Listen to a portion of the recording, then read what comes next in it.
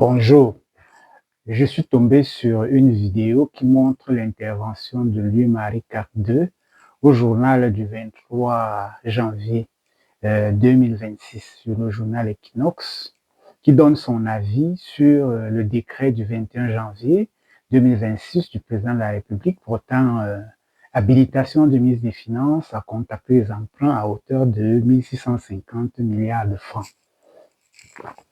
L'économiste Louis-Marie Carte s'interroge et s'inquiète de l'endettement du Cameroun et surtout estime que cet endettement, il est fait pour le confort administratif, pour l'administration. Il est même allé jusqu'à dire pour les salaires.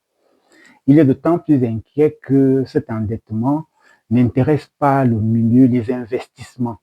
Pour lui, il aurait préféré que le président s'endette pour le secteur productif. Et en plus, il aurait souhaité que cet endettement soit peut-être fait auprès des investisseurs directs que représente la diaspora du Cameroun. Alors, cette intervention m'a amené à me demander si l'école en Afrique n'est pas faite pour fabriquer des personnes qui organisent des débats à côté de la plaque. Parce que je n'arrive pas à comprendre qu'il y a quelques jours, je m'inquiétais de l'intervention du professeur Viviane Pivolet. Et aujourd'hui encore, l'intervention de Louis-Marie Carte qui est économiste. Et si mes souvenirs sont bons, il est enseignant à l'université en faculté de sciences économiques. Alors je me demande comment peut-il s'égarer sur un décret qui ne fait même pas une page et l'analyser pour désorienter complètement l'opinion publique des vrais débats. L'économiste et non moins haut responsable du SDF fait trois grandes erreurs infantiles. La première erreur, c'est qu'il néglige le fait que le budget est l'outil majeur utilisé par un homme politique, un président en l'occurrence, pour opérationnaliser sa politique. Et qu'au Cameroun, à se référer à ce qui est pratiqué, la politique financière, budgétaire du Cameroun est essentiellement financière. Elle repose encore dans les faits sur l'ordonnance de 62. Et c'est pour ça que la loi qui vote le budget s'appelle loi des finances. Et la loi et le document qui présente le budget s'appelle le PPA, le programme des performances annuelles. Et il y a un agrégat de chiffres. Ça, c'est la première erreur. Ça fait que si on ne regarde pas l'option purement financière du budget, on ne peut pas comprendre ce qu'on appelle le milieu de production. Parce que pour les financiers, il n'y a pas meilleur milieu de production que le marché financier. Ça, c'est la première erreur. La deuxième erreur, c'est que justement, quand nous sommes dans les finances, on a l'habitude de dire que la gestion du budget, dans le sens financier, c'est le passage, c'est le jeu des écritures. Et ce n'est pas anodin de le dire parce que le jeu des écritures, ça veut dire que ce qui peut être économiquement de même valeur, en passant par les écritures, on peut se retrouver dans deux réalités complètement différentes. C'est pour ça que quand il interprète le texte du président, il ne suffit pas au fait que le président ne parle pas d'endettement, il parle d'emprunt. Et le mot emprunt peut avoir une autre connotation si on se met exactement dans le milieu financier.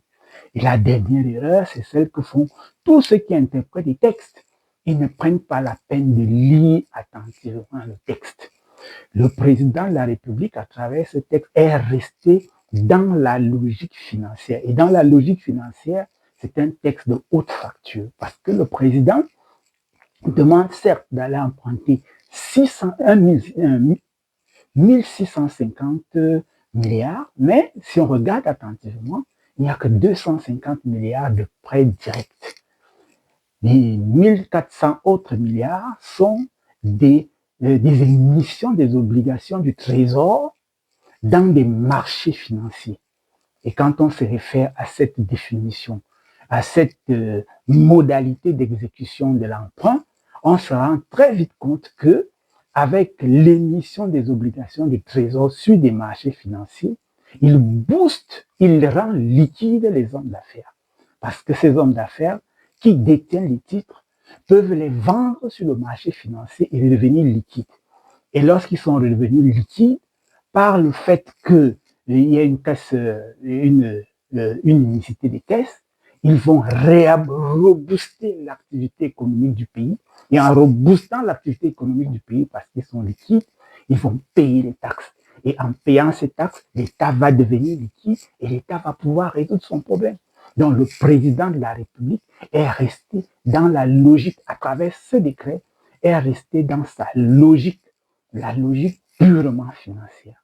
Mais moi, ce qui me dérange, c'est que j'ai l'impression que les intellectuels camerounais, ou africains de façon générale, mais camerounais surtout, sont formés pour écarter les Camerounais des vrais débats.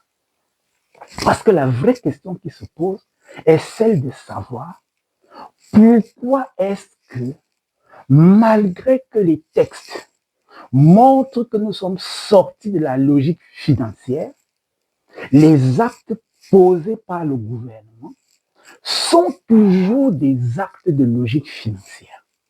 Le président est totalement sorti de la logique financière. Depuis 1987, quand il a écrit son livre pour le libéralisme communautaire, un livre qui a été, dont le cadre a été bien détaillé par un philosophe qui a publié un article en 2004, un philosophe polonais, qui a publié un article en 2004 qui décrit le libéralisme communautaire comme un humanisme, un nouvel humanisme.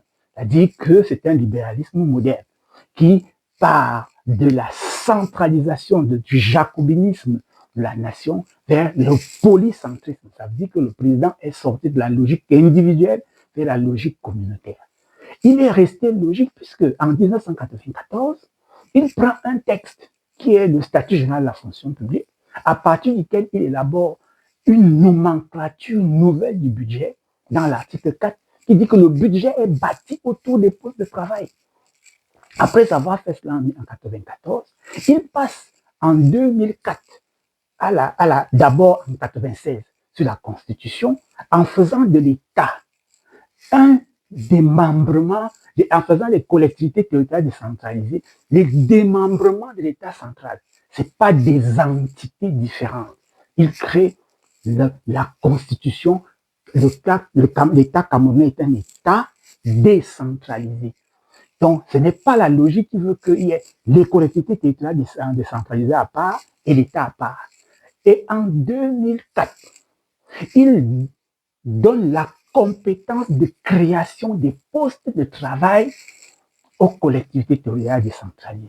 Et en 2007, il élabore un budget qui est basé sur la séparation des secteurs d'activité qui sont les prérogatives des collectivités territoriales décentralisées. Il a bâti toute une ossature qui montre qu'il est sorti de la logique financière. Mais la vraie question reste de savoir pourquoi est-ce que, malgré le fait qu'il soit sorti de cette logique par des actes concrets, par une organisation cohérente d'une politique, les textes actuels restent financiers. La question est là. La question est, est-ce que c'est vraiment la personne qui a élaboré les textes qui continue d'écrire les textes qui existent aujourd'hui? Donc cette situation me rappelle exactement celle qui nous a conduit à cette indépendance fantoche qu'on a. Les intellectuels, depuis cette période, ont l'art de créer une dissociation entre ce qui est fait, ce qui est écrit, acté, et ce qui est dit. Ils éloignent le peuple camerounais par ce qu'ils disent, sans faire constater au peuple camerounais que ce qui est écrit ne correspond pas à ce qui est fait. Et pour moi, voilà le vrai enjeu. Voilà ce qui doit préoccuper les Camerounais aujourd'hui. Savoir exactement pourquoi est-ce qu'il y a cette trilogie entre ce qui est fait. Le président, nous sommes en train de vivre une logique purement financière qui ne peut pas résoudre les problèmes des Camerounais parce qu'agrandit la cloison entre les riches et les pauvres. Nous vivons exactement une logique très financière. Une autre logique est écrite et actée dans les textes qui existent aujourd'hui. La logique n'est plus financière. C'est une logique sociale, c'est une logique communautaire, c'est une logique socio-économique. Mais maintenant, le débat vers lequel on nous oriente, c'est un débat de la nature de la dette, de la répartition des richesses. À quel moment on va débattre exactement des problèmes qui peuvent modifier la structure du Cameroun? Quand tout le monde parle de changement structurel, je ne vois pas à quelle structure on fait allusion. C'est ce que je voulais dire aujourd'hui. Merci de votre attention.